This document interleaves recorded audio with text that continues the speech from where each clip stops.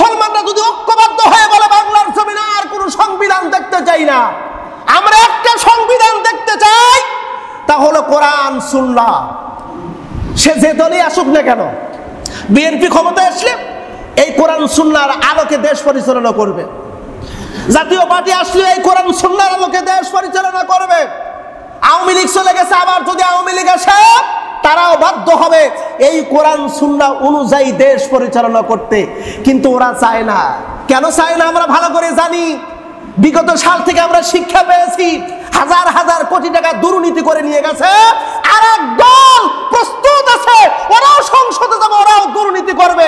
তবে শুনে রাখো, বাংলার জমিনের মুসলমান সচেতন হয়ে গেছে, নতুন করে কোনো স্বৈরচারক দুর্নীতিবাজদেরকে ওই সিংহাসনে দেখতে চায় না। তুমি যদি না খাওয়াও আমি মরে যাব, আমি বাঁচবো না, এটা হলো কুফরত্ব। তার মানে আপনার ঈমান শেষ। আবার এই যে কিছুদিন পরে এমন কিছু সংখ্যক লোক আসবে, জনগণের মাঝে আসবে, মাথায় টুপি থাক বা না থাক, মানুষকে বলবে দেখো তোমরাই তো ক্ষমতার উৎস, জনগণ ক্ষমতার উৎস, তোমরা হলো জনগণ, তোমরাই ক্ষমতার উৎস, তোমরা যাকে নেতা বানাইবে সে হলো বড় নেতা। জনগণ ক্ষমতার উৎস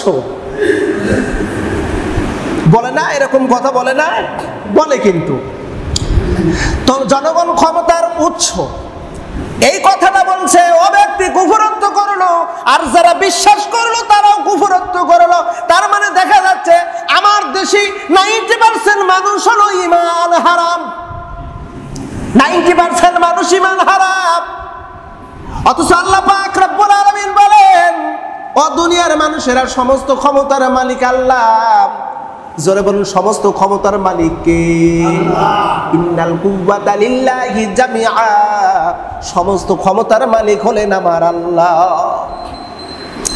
আমরা কিন্তু মাঝে মধ্যে কোরআনুল কারীমের আয়াত তেলাওয়াত করি, কুলিল্লাহুম্মা মালিকাল মুলকি তুতিল মুলকা মান তাশাউ ওয়া তানজিউল মুলকা মিম্মান তাশাউ। ওগো নবী আপনি বলুন, আপনি হলেন রাজাদিরাজ মালিক, আপনি ক্ষমতার মালিক আল্লাহ। আপনি যাকে ইচ্ছা তাকে ক্ষমতা দেন, যাকে ইচ্ছা তাকে ক্ষমতা থেকে নামান। তার মানে হলো জনগণ ক্ষমতার মালিক না, মালিক ক্ষমতার মালিক একমাত্র তিনি কে? এটা জোরে সোরে বলুন না, তিনি কে? আল্লাহ। আল্লাহ হলো জনগণ, আল্লাহই হলো ক্ষমতার মালিক।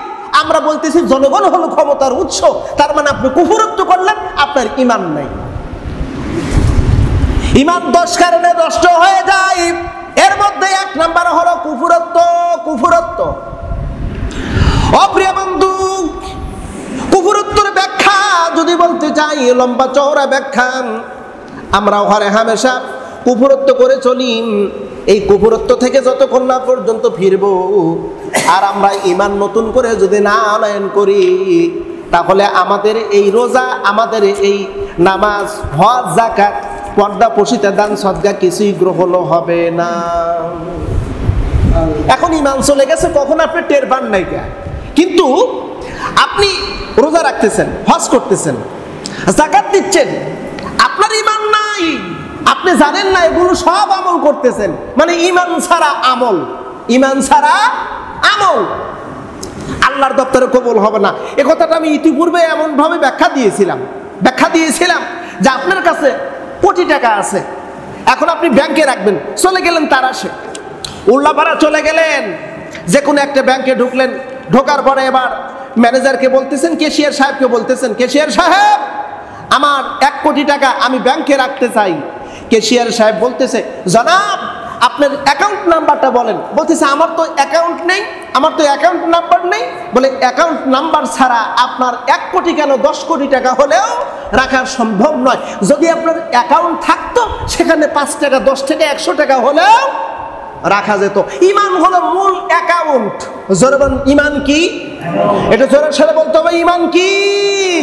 ঈমান হলো অ্যাকাউন্ট। অ্যাকাউন্ট যদি থাকে সওয়াব অল্প হলেও জমা হবে, আর ঈমান যদি না থাকে হাজার crore crore billion million trillion সওয়াবও যদি হয় জমা হবে না। আপনার ঈমান চলে গেছে কুফরত্ব করার কারণে। অপ্রিয় বন্ধুরা, কুফরত্ব হলো আল্লাহকে অস্বীকার করা। আমরা এই যে এখানে যদি কিছু কথা বলি, আপনাদেরকে যদি জিজ্ঞেস করি এই চৌপাকিয়া গ্রামে কি কোনোদিন চোর ধরা পড়ে নাই? কথা বলেন না কে? চোর ধরা পড়ছে না? চোর ধরা পড়ছে। এখানে আপনারা অনেক মুরব্বী আছেন, অনেক প্রামাণিক আছেন, আপনারা কয়দিন চোরের শাস্তি হাত কাটা, এটা তো আল্লাহর বিধান। জরবন কার বিধান? এটা হলো আল্লাহর আইন। আপনারা কয়দিন চোরের শাস্তি হাত কেটেছেন? একদিনও না। কি করেছেন? বরং থাপ্পড় অথবা কিছু জরিমানা নতুবা জেলখানায় পাঠিয়ে দিয়েছেন পুলিশের মাধ্যম দিয়া। অথচ আল্লাহর আইন হলো চোরের শাস্তি হাত কেটে দাও। যদি কোনো ব্যক্তি নেশা করে, যদি কোনো ব্যক্তি মদ পান করে, তার শাস্তি তাকে 80টা বেদাঘাত করো। প্রিয় বন্ধু, আমাদের সমাজের ভিতরে কি মদখোর ব্যক্তি নাই? অনেক ব্যক্তি নেশাখোর। এখন তো যুবকরা আটা, বাবা, আরো কত কিছু খায়। আল্লাহর আইন হলো যদি কোনো ব্যক্তি চুরি করে ধরা পড়ে তার হাত কেটে দাও। যদি কোনো ব্যক্তি মদখোর, মদ পান করে, মদ খায়, নেশাদ্রব্য খায়, তাহলে তাকে 80 বেদাঘাত করে। এটা হলো আল্লাহর। আপনি আল্লাহর আইন দিয়ে বিচার করলেন না, আপনার ব্যক্তিগত আইন দিয়ে বিচার করলেন, তার মানে আপনি কুফরত্ব করলেন, তার মানে আপনার ঈমান নাই। ঈমান নাই। 10 কারণে ঈমান চলে যায়, এর মধ্যে 1 নাম্বার হলো কুফর। কুফর আল্লাহ পাক রব্বুল আলামিন ঈমানহীন আমল নেবেন না। এবার আসুন, 2 নাম্বার হলো সবচেয়ে মারাত্মক আরেকটি, তার নাম হলো নেফাক। নেফাক যদি কোনো ব্যক্তি করে, অর্থাৎ মুনাফিক। কথা কি বুঝতে পারছেন? মুনাফিক, আমরা জানি মুনাফিকের আলামত 3টি, কেউ বলে না 4টি, কিন্তু কোরআন এবং হাদিস থেকে রিসার্চ করে বের করা হয়েছে মুনাফিকের আলামত হলো 22টি। জোরে বলতে হবে কয়টি? ওয়াইদা কিলা লাহুম তাআলাউ ইলা মা আনসালাল্লাহু ওয়া ইলার রাসূল রাইতাল মুনাফিকিনা ইয়াসুদ্দুনা আনকা সুদুদা। ও নবী, আপনি দেখতে থাকবেন একদল ব্যক্তি, ওদেরকে যদি বলা হয় ওয়াইদা কিলা লাহুম তাআলাউ ইলা মা আনসালাল্লাহ, ফিরে আসো আল্লাহর দিকে, ওয়া ইলার রাসূল, রাসূলের আদর্শের দিকে, আল্লাহর বিধানের দিকে, রাসূলুল্লাহর আদর্শের দিকে, আপনি দেখতে থাকবেন রাইতাল মুনাফিকিন, আপনি দেখবেন একদল মুনাফিক ইয়াসুদ্দুনা আনকা সুদুদা, আপনার মুখ থেকে ওরা মুখ ফিরিয়ে নিয়েছে। আপনার মুখ থেকে, আপনার চেহারা থেকে ওরা মুখ ফিরিয়ে নিয়েছে। ওরা হলো মুনাফিক। কার কথা বলুন তো? আল্লাহর কথা। আল্লাহর কথা হলো ওরা হলো মুনাফিক। আল্লাহর বিধানের দিকে আসতে যদি বলা হয়, রাসূলুল্লাহর আদর্শের দিকে যদি বলা হয়, ওরা বিভিন্ন তালবাহানা করে, বিভিন্ন মিথ্যা অজুহাত দেয়।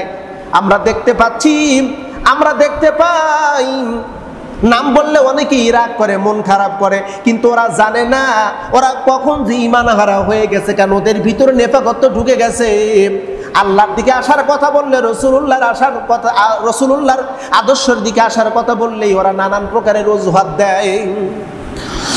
ও নবী, আপনি কি জানেন ওরা আপনার কাছ থেকে মুখ ফিরিয়ে নিয়েছে? মুখ ফিরিয়ে নেওয়ার কারণে ওদের অবস্থা কেমন হবে ওরা তো নিজেও জানে না। ওদের অবস্থা হবে এমন অবস্থা, ওরা নিজেরা পরবর্তীতে আফসোস করবে আর বলতে থাকবে আমরা কত বড় ভুল করেছি, আমাদের কি তো বলেছিল আল্লাহ রসুলের দিকে চলে আসো, আমরা তো সেই সময় নিজেরা অস্বীকার করেছিলাম, মিথ্যা অজুহাত দিয়েছিলাম, এখন তো বাঁচার কোনো উপায় নেই, এখন বাঁচার কোনো উপায় নাই। ওরা তখন আফসোস করবে। আল্লাহ পাক রব্বুল আলামিন বলেন, ওদের কাছে যখন আযাব চলে আসবে ওদের উপায় কি হবে? তার কারণ ওরা তো কোরআন সুন্নাহ মানে নাই। আমাদের এখন একটাই স্লোগান, আলালাহুল খালকু ওয়াল আমর, সৃষ্টিদার এই জমিনে আইন চলবে তার। এটা হলো আমাদের 1 নাম্বার স্লোগান। আমি মুসলিম, আমার স্লোগান হলো সৃষ্টিটার আইন চলবে তার। কিন্তু একদল নামধারী মুনাফিক, ওরা বলছে না এই জমিনে আল্লাহর আইন দিয়ে চলতে পারে না, এটা কোরআন সুন্নাহ শরিয়া পন্থা ভাবে চলতে পারে না। ওরা বুঝতে হবে ওরা মুনাফিক, ওদের ভিতরে নিফাক ঢুকে গেছে, ওদের ঈমান নাই। কথা ক্লিয়ার?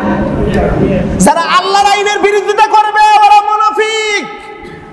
রাইতাল মুনাফিকিনা ইয়াসুদ্দুনা আনকা সুদুদা, ও নবী চেহারা থেকে মুখ ফিরিয়ে নেবে। ওরা আল্লাহর আইন প্রতিষ্ঠিত করতে চায় না, চাইবেও না, ওরা ঈমান হারা।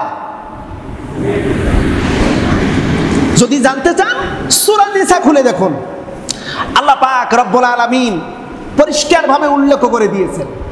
সূরা নিসার আয়াত নাম্বার 41। এদের ব্যাপারে আল্লাহ পাক বলেন, ফাকাইফা ইদা আসাবাতুহুম মুসিবা, ওদের উপরে যখন মুসিবত আসবে। কি মুসিবত? বিমা কদ্দামাত আইদিহিম, ইতিপূর্বে যে ওরা অস্বীকার করেছে, কোরআন সুন্নাহ বিরোধী পথে চলেছে, ওর কারণে মুসিবত চেপে বসবে ওদের উপরে। আমরা আসলে বুঝি না, সামান্য যশ, সামান্য একটু ক্ষমতা, সামান্য একটু পাওয়ারের জন্য আল্লাহ কি, রসুল কি, কোরআন কি, হাদিস কি সব অস্বীকার করে ফেলি। আমাদের ভিতরে, অন্তরের ভিতরে চলে আসছে কি জানেন? প্রিয় নবী সাল্লাল্লাহু আলাইহি সাল্লাম এই ব্যাপারে বলেছেন, লা ইউমিনু আহাদুকুম হাত্তা আকুনা আহাব্বা ইলাইহি মিন ওয়ালিহি ওয়া ওয়ালাদিহি ওয়ান নাসি আজমাইন। এখানে যদিও মারাত্মক একটি কথা, এই কথার ব্যাপারে একটু কথা বলি। প্রিয় নবীজি হযরত ওমরকে জিজ্ঞেস করলেন, ওমর তুমি সবচাইতে ভালোবাসো কাকে? আপনাদেরকে যদি জিজ্ঞেস করা হয় আপনারা কাকে বেশি ভালোবাসেন, ব্যক্তিগতভাবে সবাই যার যার মতো করে মত উল্লেখ করবেন। ওমর বললেন, ইয়া রাসূলুল্লাহকে আমি সবচাইতে বেশি ভালোবাসি আমার নিজের নফসকে। কথা কি বোঝা যাচ্ছে? আল্লাহ রাসূল বললেন, লা ঈমানাকা, তোমার ভিতরে ঈমান নাই। ওমর বললেন, লিমা ইয়া রাসূলুল্লাহ, কেন আমার ভিতরে ঈমান নাই?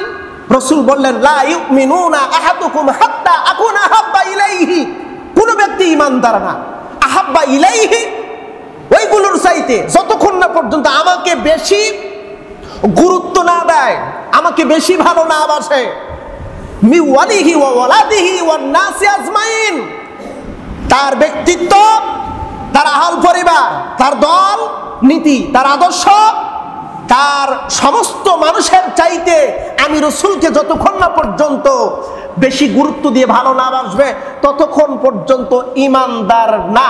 কথাটা বিশ্ব নবীর, জোরবেন কথাটা কা। আজকে এখন আপনার দলের বিরুদ্ধে কথা বলি, আমাকে মসজিদ থেকে বের হতে দিবেন না। আপনার নেতার বিরুদ্ধে কথা বলি, আপনি মসজিদ থেকে বের হতে দিবেন না। এতে ইসলামের যত যা ক্ষতি হয় হোক। কতক্ষণ এরকম লোক সমাজের মধ্যে আছে না? অসংখ্য ব্যক্তি আছে, বিগত সালেও দেখেছি, বর্তমানেও আমরা দেখতে পাচ্ছি। অথচ তোমার নেতা নেত্রী কোরআন সুন্নাহ বিরোধী কাজ করতেছে, তোমার ওই দিকে তাল দেওয়া খেয়াল নাই। ও যা করে করুক, ও কোরআন বিরোধী বলুক আর হাদিস বিরোধী বলুক, কিন্তু ওর বিরুদ্ধে কাউকে যেতে দেবো না। তার মানে তুমি বেঈমান। আমরা বলি এই কথাটা, এমন বেঈমান, এমন নেফাক, এমন মুনাফিক ব্যক্তিদেরকে মসজিদের ভিতরে আসতে দেওয়া উচিত না। যাদের ঈমান নাই তাদের মসজিদ কিসের? কথার সাথে যুক্তি আছে না নাই? যাদের ঈমান নাই, যাদের ঈমান নাই তাদের মসজিদ কিসের? তাদের নামাজ কিসের? রোজা কিসের?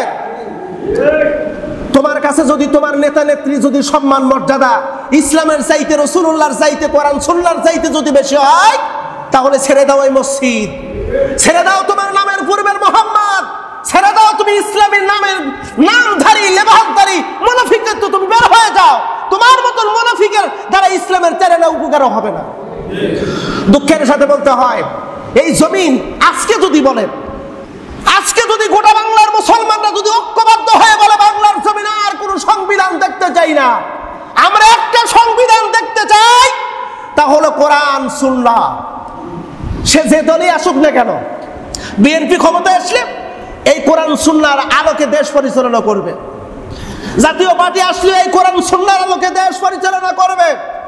আওয়ামী লীগ চলে গেছে, আবার যদি আওয়ামী লীগ আসে তারাও বাধ্য হবে এই কোরআন সুন্নাহ অনুযায়ী দেশ পরিচালনা করতে। কিন্তু ওরা চায় না। কেন চায় না আমরা ভালো করে জানি। বিগত সাল থেকে আমরা শিক্ষা পেয়েছি, হাজার হাজার কোটি টাকা দুর্নীতি করে নিয়ে গেছে, আর এক দল প্রস্তুত আছে ওরাও সংসদে যাবে, ওরাও দুর্নীতি করবে। তবে তবে শুনে রাখো, বাংলার জমিনে মুসলমান সচেতন হয়ে গেছে, নতুন করে কোন স্বৈরচারক দুর্নীতিবাজদেরকে ওই সিংহাসনে দেখতে চায় না। আমরা প্রস্তুত আছি ইনশাআল্লাহ। তোমরা হাতে গোনা কয়েকজন লাফাও, উপায় নাই, কারণ জনগণ দিয়েই তো তোমরা। আমরা চাই কোরআন সুন্নাহ অনুযায়ী এই দেশ পরিচালিত হোক। আল্লাহ তাআলা এই রমজানের ওসিলায় করে এই কোরআন এবং সুন্নাহকে রাষ্ট্রীয় ব্যবস্থায় আল্লাহ কবুল করুক। জোর করে একটু আমিন।